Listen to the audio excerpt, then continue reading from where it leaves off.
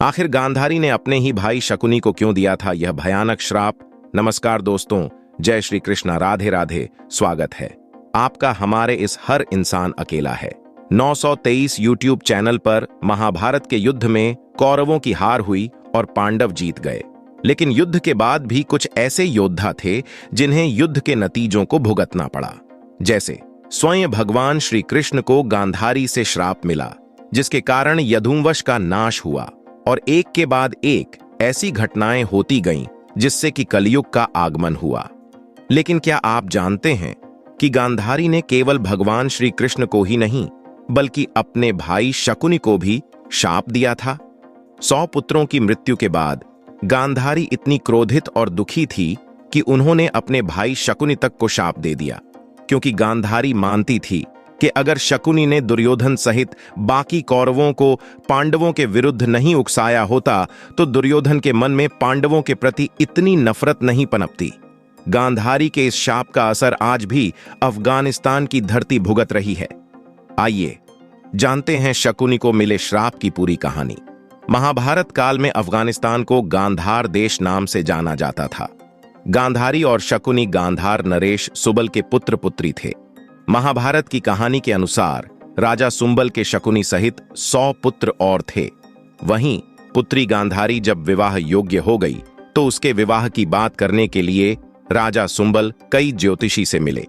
एक ज्योतिषी ने राजा सुंबल से कहा कि गांधारी की कुंडली में ऐसा योग बन रहा है जिससे वो विवाह के बाद विधवा हो जाएगी, इसलिए अपनी पुत्री का विवाह पहले एक बकरे से कर दीजिए। ज्योतिषी की बात मानकर राजा सुंबल ने बकरे से गांधारी का विवाह करा दिया और इसके बाद बकरे की बलि दे दी, जिससे गांधारी का दुर्भाग्य हट गया। उधर राजा सुबल के विरोधियों ने उनकी पुत्री के विरुद्ध इस बात की अफवाह फैला दी कि गांधारी का विवाह हुआ और कुछ ही घंटों में उसका पति मर गया। हस्तिनापुर में धृतराष्ट्र के विवाह के लिए एक सुकन्या ढूंढी जा रही थी। किसी परिचित ने भीष्म को गांधारी के बारे में बताया तो भीष्म पितामह गांधार देश जाकर राजा सुंबल से उनकी पुत्री का हाथ मांगने लगे। राजा सुबल शुरुआत में यह नहीं जानते थे कि धृतराष्ट्र नेत्रहीन है, इसलिए उन्होंने गांधारी के विवाह के लिए अपनी स्वीकृति दे दी। लेकिन कुछ दिनों बाद जब सुबल को इस सच का पता चला तो उन्होंने विवाह के लिए इनकार कर दिया। अपने वचन से पीछे हट जाने के लिए भीष्म को गांधार नरेश पर बहुत गुस्सा आया और उन्होंने गांधारी का अपहरण करके धृतराष्ट्र से गांधारी का विवाह करा दिया। गांधारी यह बात नहीं जानती थी, लेकिन जब वो हस्तिनापुर पहुंचकर धृतराष्ट्र से मिली तो उन्हें समझ आ गया कि उनके साथ छल हुआ है। वहीं भीष्म और धृतराष्ट्र ने इस अफवाह को सच मान लिया कि गांधारी का विवाह एक बार हो चुका है। वहीं शकुनी धृतराष्ट्र से अपनी बहन का विवाह नहीं होने देना चाहता था।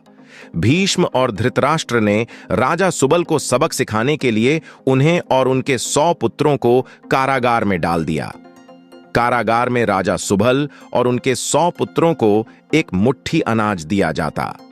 एक मुट्ठी अनाज में 100 पुत्रों को केवल एक दाना ही मिल पाता था।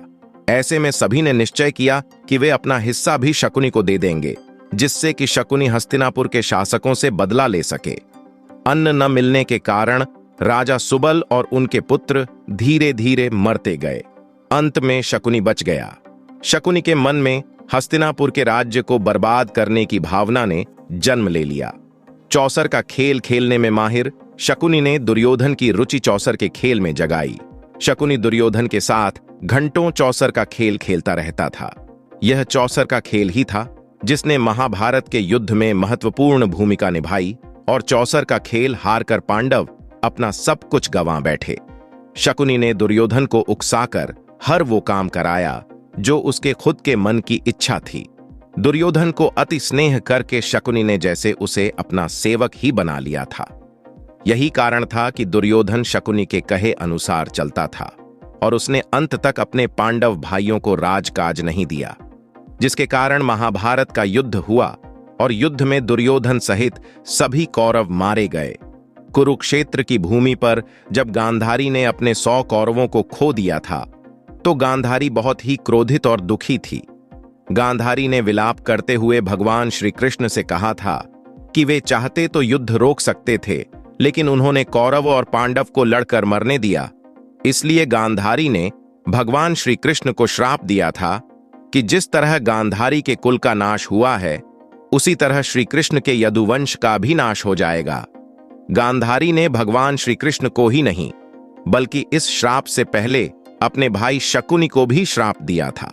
जब कुरुक्षेत्र की रणभूमि पर एक एक करके कौरव मरते जा रहे थे, तो गांधारी को इस बात का आभास हो चुका था कि अब उसका कोई पुत्र नहीं बचेगा। गांधारी ने अपने भाई शकुनि से कहा था कि वे युद्ध रुकवा दे, जिससे कि और विनाश न हो पाए, लेकिन शकुनि ने गांधारी की बात नहीं मानी। इस कारण से गांधारी ने दुखी होकर शकुनि को शाप दिया था कि जिस तरह शकुनि ने उसके गृह राज्य हस्तिनापुर में आकर द्वेष और क्लेश फैलाया है, उसी तरह गांधार नरेश शकुनि के गृह राज्य गांधार में भी कभी शांति नहीं रहेगी। वहां हमेशा गृह युद्ध चलता रहेगा। शकुनि की धरती पर कभी भी शांति और समृद्धि नहीं पनप सकेगी। गांधारी के शाप के कारण ही वर्तमान में अफगानिस्तान बन चुके गांधार में कभी भी शांति नहीं रहती। वहां किसी न किसी कारण से युद्ध और अशांति की स्थिति बनी ही रहती है। कुछ पौराणिक मान्यताएं यह भी कहती हैं कि शकुनि ने अपने मृत भाइयों का बदला धृतराष्ट्र और भीष्म से लिया था। तो दोस्तों, वीडियो आपको कैसी लगी कृपया कमेंट बॉक्स में हमें जरूर बताएं। और दोस्तों, ऐसे ही और भी वीडियो को देखने के लिए कृपया चैनल को भी सब्सक्राइब जरूर करें और कमेंट बॉक्स में सच्ची श्रद्धा से जरूर लिखें। जय श्री कृष्णा। राधे राधे। वीडियो को अंत तक देखने के लिए आपका धन्यवाद।